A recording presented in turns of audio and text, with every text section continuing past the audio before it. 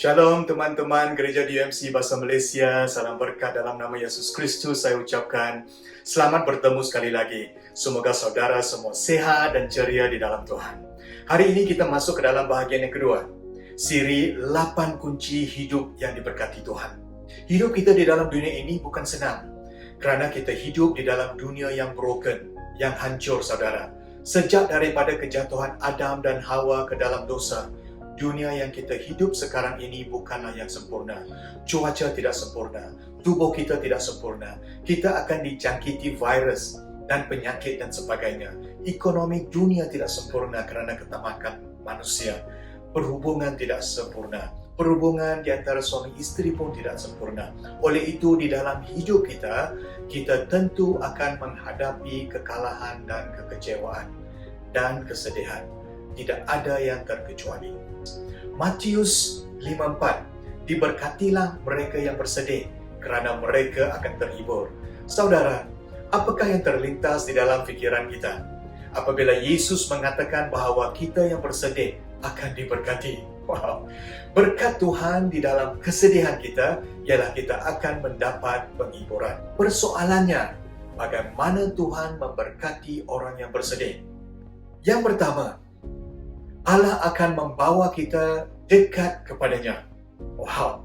Di dalam kesedihan kita, Tuhan akan membawa kita dekat kepadanya, saudara. Mazmur 34:18. Tuhan merapati orang yang patah hati dan menyelamatkan orang yang menyesal. Wow. Tuhan sentiasa rapat dengan orang yang patah hati. Inilah berkat Tuhan apabila kita di dalam kesedihan. Ibrani 13:5b, aku tidak sekali-kali akan meninggalkanmu. Aku tidak sekali-kali akan membiarkanmu. Wow, saudara, Tuhan tidak akan meninggalkan kita dan membiarkan kita. Di dalam kesedihan kita, kita harus sadar bahwa Tuhan akan bersama dengan kita, rapat dan dekat dengan kita. Berkat Tuhan di dalam kesedihan ialah untuk membawa kita kepadanya.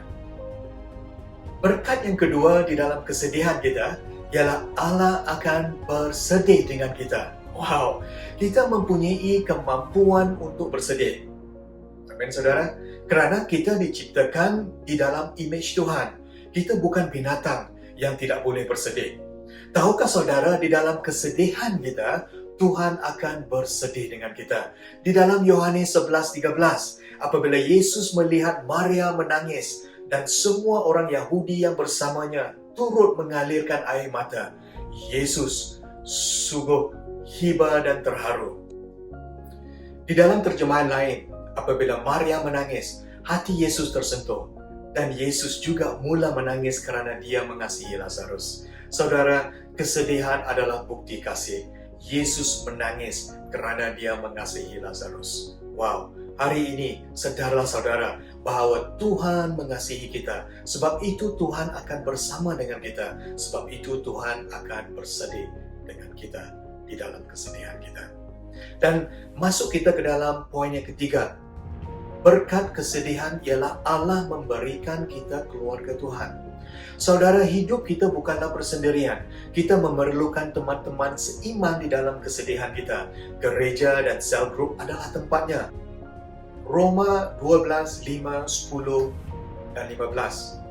Begitu jugalah kita yang ramai ini, semuanya anggota satu tubuh dalam Kristus dan saling memiliki. Ayat 10, hendaklah kamu bersikap baik dan mengasihi sesama sendiri dengan kasih persaudaraan, serta saling menghormati dan mengutamakan. Ayat 15, bergembiralah dengan orang yang bergembira dan menangislah dengan orang yang menangis. Kita saling mengasihi, menghormati, bergembira dan menangis. Kita memerlukan keluarga Tuhan. Tuhan akan menyediakan itu semua untuk kita. Amin, saudara. Yang keempat, berkat Tuhan di dalam kesedihan kita ialah Allah menggunakan kesedihan untuk pertumbuhan kita.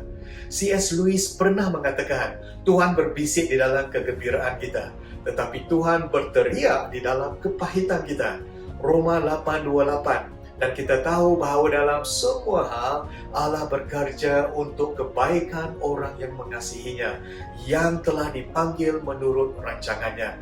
Di sini kita lihat saudara, di dalam semua hal Tuhan bekerja untuk kebaikan kita saudara, termasuk di dalam kesedihan kita.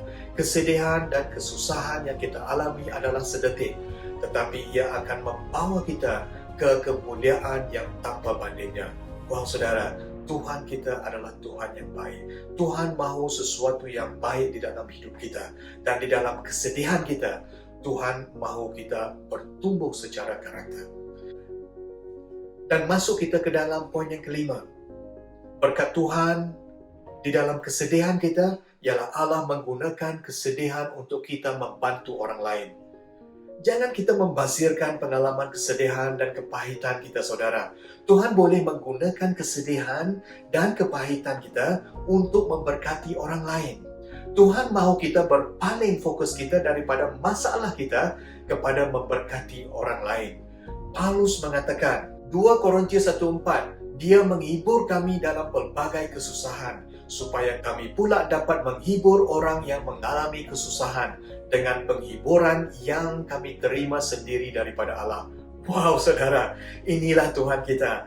Tuhan mahu menghiburkan kita di dalam kesedihan kita, supaya kita mampu menghiburkan orang lain yang mengalami yang sama. Panggilan hidup kita adalah lebih besar daripada kehidupan diri kita sendiri.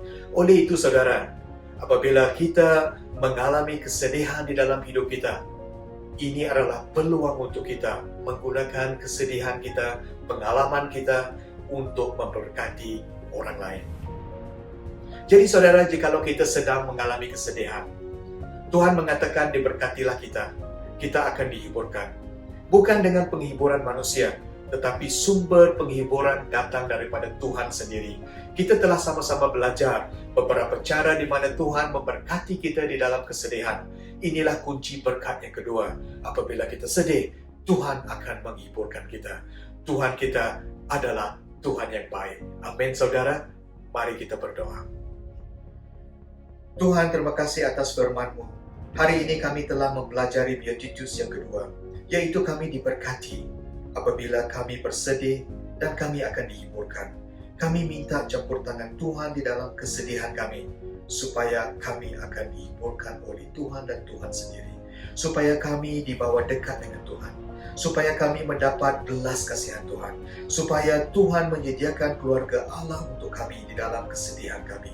Supaya karakter kami bertumbuh. Supaya kami mempunyai kekuatan untuk memberkati orang lain yang memerlukan penghiburan. Terima kasih Tuhan, berilah kami hikmat dan kekuatan. Kami rendahkan diri kami di hadapan-Mu. Di dalam nama Yesus Kristus kami berdoa. Amin. Terima kasih teman-teman sekalian. Sampai kita bertemu lagi di dalam sesi yang ketiga. Tuhan memberkati saudara semua. Shalom.